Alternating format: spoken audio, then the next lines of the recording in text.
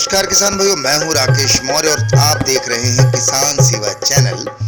किसान सेवा चैनल में आज के वीडियो में हम आपको बताएंगे कि कैसे कुटकी की खेती करने वाले किसानों को जोड़कर एक बड़ा एफपीओ तैयार किया है। बैतूल जिले के शाहपुर ब्लॉक में रहने वाले राजकुमार सिरोरिया ने ये किस तरीके से इन्होंने काम किया और किन किसानों के साथ ये काम कर रहे हैं, चलिए इनसे बात करते हैं और जानते हैं इनके बारे में। हाँ, लेकिन आप हमारे चैनल को सब्सक्राइब करना ना भूलिएगा। चलिए शुरू करें आज का वीडियो। एफपीओ जो है ये छोटे छोटे किसानों का, जिनके पास ज़मीन है या किसान मजदूर हैं या जिनके पास 1 एकड़ 2 एकड़ 3 एकड़ और अधिकतम 5 एकड़ तक ज़मीन है, ऐसे छोटे छोटे किसानों का एक समूह है।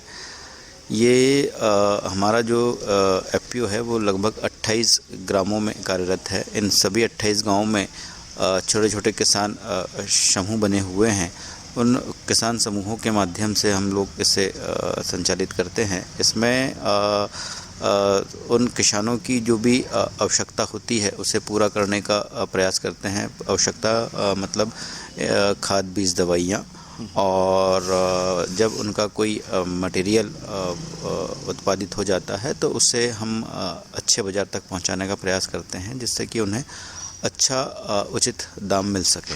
यानी किसानों के लिए जो है एफपीओ एक ऐसा माध्यम है। एक एफपीओ यानी फूड प्रोड्यूसर ऑर्गेनाइजेशन बनता है और इसमें किसानों को बहुत सारे फ़ायदे होते हैं। तो राजकुमार जी, एक चीज़ तो बहुत अच्छी है कि शाहपुर ब्लॉक में आपने किस प्रकार के किसानों के बीच में आप काम करते हैं? ये छोटे मझोले किसान हैं। किसान की कोई जात तो होती नहीं है, फिर भी यदि हम देखा जाए तो हमारा जो एरिया है वो पूरी तरीके से आदिवासी एरिया है। इसमें आदिवासी, ओबीसी और हरिजन समाज के लोग रहते हैं, तो इन्हीं लोगों से मिलकर बना हुआ है। लेकिन इसमें 90% जो लोग हैं वो आदिवासी हैं। और ये जो पूरा एफपीओ है ये महिला एफपीओ है। इसके सारे जो सदस्य हैं, 2075 इसमें सदस्य है, वो महिला सदस्य है। और इसमें 5 डायरेक्टर हैं, वो भी महिला डायरेक्टर हैं। तो ये पूर्ण रूप से महिलाओं के द्वारा संचालित एफपीओ है। इसे हम लोग सनराइज रूरल डेवलपमेंट सोसाइटी की ओर से नाबार्ड के सहयोग से इसको देखते हैं, इसको संचालित करते हैं, ताकि ये प्रॉपर वे में संचालित हो सके। अच्छा। इसमें जो सारे निर्णय लिए जाते हैं उन्हीं महिलाओं के द्वारा लिए जाते हैं, और उसे परिपूर्ण करने के लिए भी वही महिलाएं आगे आती हैं और काम करती हैं। हम केवल उन्हें मार्गदर्शन देते हैं। तो एक तरीके से महिला सशक्तिकरण की दिशा में भी एक अच्छा काम आप कर रहे हैं। ये जो पूरा काम है महिला सशक्तिकरण, महिला किसान, उन्हें हमारे समाज में पहचान दिलाना। और हम और आप देखते भी हैं, चाहे सुबह की पहली चाय हो वो भी हमें एक महिला बहन बेटी ही देती है, और शाम का खाना भी हमें महिला देती है। साथ में वो हमारे खेत में जाके कंधे से कंधे मिलाकर काम भी कर रही है। तो उससे यदि हमें देखा जाए हमारे किसान परिवारों में, तो लगभग 60 to 70% काम तो महिला ही करती है। 30 से 40% काम पुरुष करता है। तो अभी तक पुरुष प्रधान देश है, गाँव है, और हम इसे महिला प्रधान करना चाहते हैं, जिसमें एफपीओ एक मील का पत्थर साबित हो सकता है। अच्छा, किस प्रकार की खेती इन महिलाओं के ज़रिए की जाती है आपके मार्गदर्शन में? जब हम 2020 में एफपीओ बनाने के लिए हमें नाबार्ड से मदद मिली थी, तब हमने शुरुआत में तो जो किसान कर रहा है उसे उसी पे सपोर्ट दिया, और सपोर्ट देने के बाद में उसके उत्पाद को हमने बाज़ार तक पहुंचाया।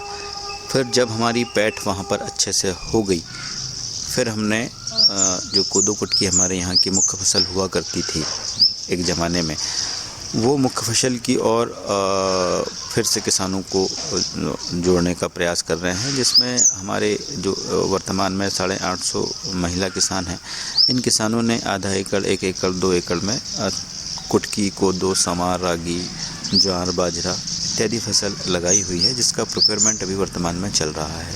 तो हम लोग प्राय ये है कि जो परंपरागत खेती हमारी होती थी, नेचुरल फार्मिंग की ओर हम जा रहे हैं।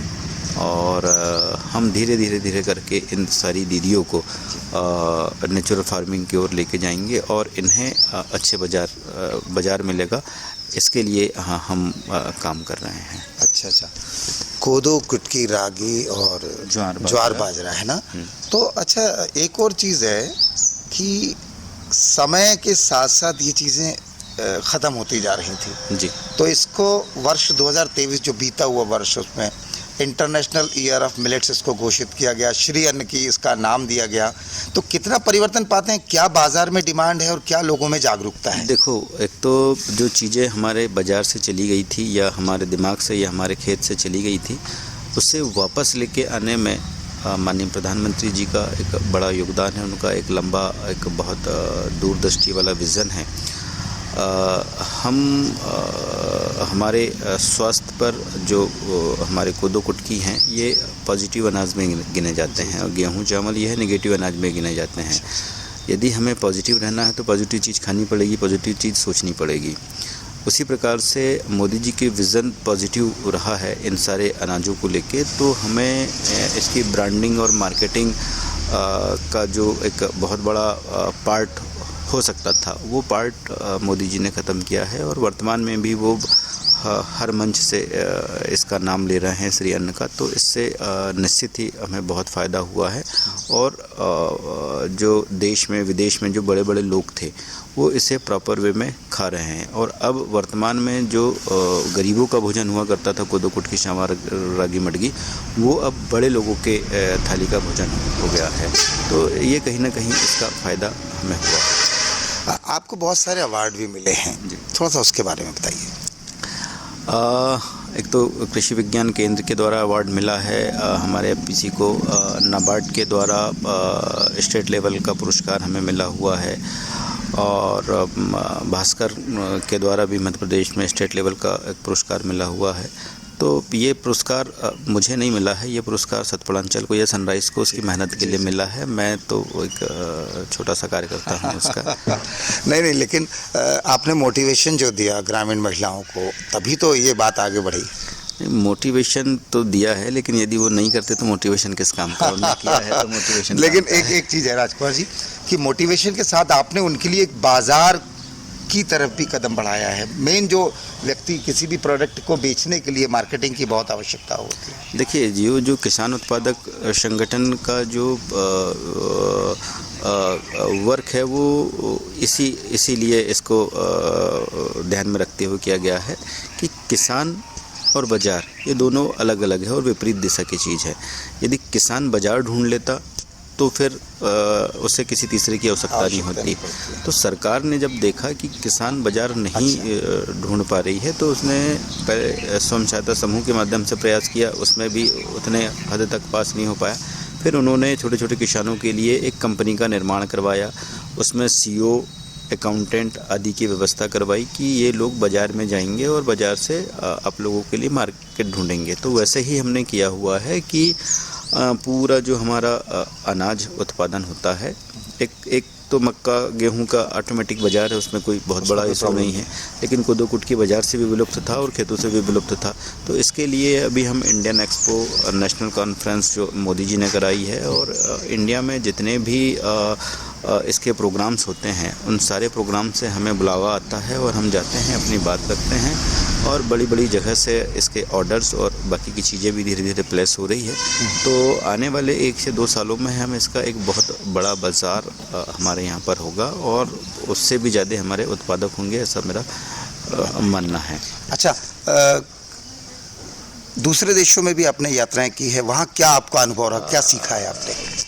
दूसरे देशों में मैंने तो यात्रा नहीं की है, लेकिन मेरे साथ जुड़े हुए लोगों ने इसको लेके ऑस्ट्रेलिया में हमारा प्रोडक्ट गया है, साउथ अफ्रीका में गया है, नाइजीरिया में गया है, दुबई में गया है और अभी गल्फ फूड का आयोजन होने वाला है फरवरी में दुबई में। वहाँ पर भी हमारा ये जो कोदो कुटकी का उत्पाद है, ये जो आप देख रहे हैं जी, ये वहाँ पर जाने वाला है। अच्छा, ना, ये जाने वाला है और इसकी धूम वहाँ पर मचने वाली है। और वहाँ से हमें ऑर्डर भी आने वाले हैं, तो वो उस पर हमारा काम चल रहा है। उसके जो कुछ पेपर वर्क हैं वो सारी की सारी चीज़ों पे अभी हम काम कर रहे हैं, तो होगा, अच्छे रूप से होगा। और हमारी भी शुभकामनाएं हैं कि इस काम को आप और आगे बढ़ाएं और अपने बारे में थोड़ा सा बताइएगा, कैसे इस तरफ आए और क्या। मैं परिचय में आपको बताया था मैंने कि मैं एक किसान परिवार का बेटा हूं और मेरा जो पालन पोषण हुआ है वो एक नॉर्मली बहुत छोटे से परिवार में हुआ है। हम लोग जब शुरू में हमारे घर पे कोदो कुटकी होता था, उसकी दावन होती थी, हम लोग खुद बैल चरा के उसको खेत के और उसको निकालते थे। और इवन देन 2005 से 7 तक मेरे घर में रेगुलर वे में कोदो कुटकी की खेती हुई है। उसके बाद फिर गेहूं चावल ने उसकी जगह ले ली है और अभी भी वो हो गया है। लेकिन मैं सबसे पहले तो अपने घर पे कोदो कुटकी, सवा, रागी, मटकी की खेती, उसके बाद फिर सभी किसान जो हमसे जुड़े हुए हैं उनको भी हम थोड़ा थोड़ा इसकी ओर प्रमोट करना है। दूसरा हम ये कर रहे हैं कि सबसे पहले उसे हम खा रहे हैं खुद और फिर उसको लोगों को बता रहे हैं। तो जब हम खुद उपयोग करेंगे और दूसरे लोग उपयोग करेंगे तो उसके पॉजिटिव रिज़ल्ट आएंगे। मैं आपको पहले भी कह चुका हूं कि ये पॉजिटिव अनाज है, इसको खाने से पॉजिटिविटी आएगी, ऑक्सीजन का संचार आपके शरीर में बढ़ेगा और नेगेटिविटी हटेगी। तो ये हमारे लिए भी अच्छा है, हमारे वातावरण के लिए भी अच्छा है और हमारे जीवन के लिए भी अच्छा है। जी जी जी। तो बहुत अच्छी बात राजकुमार जी आपने बताई आज, और हम उम्मीद करते हैं कि हमारे दर्शकों को इन बातों का फ़ायदा मिलेगा। और आपसे निवेदन है दर्शकों की, चैनल को देखते रहिएगा, अपना प्यार दीजिएगा, चैनल को सब्सक्राइब कीजिएगा। कुछ भी आप प्रश्न करना चाहें राजकुमार जी से, आपको कोई इंक्वायरी है तो आप मुझे कमेंट बॉक्स में लिख सकते हैं या मेरे व्हाट्सएप नंबर पे आप मैसेज डाल सकते हैं, है ना। तो चलिए देखते रहिएगा किसान सेवा। राजकुमार जी आपने बहुत समय दिया, धन्यवाद आपका। धन्यवाद।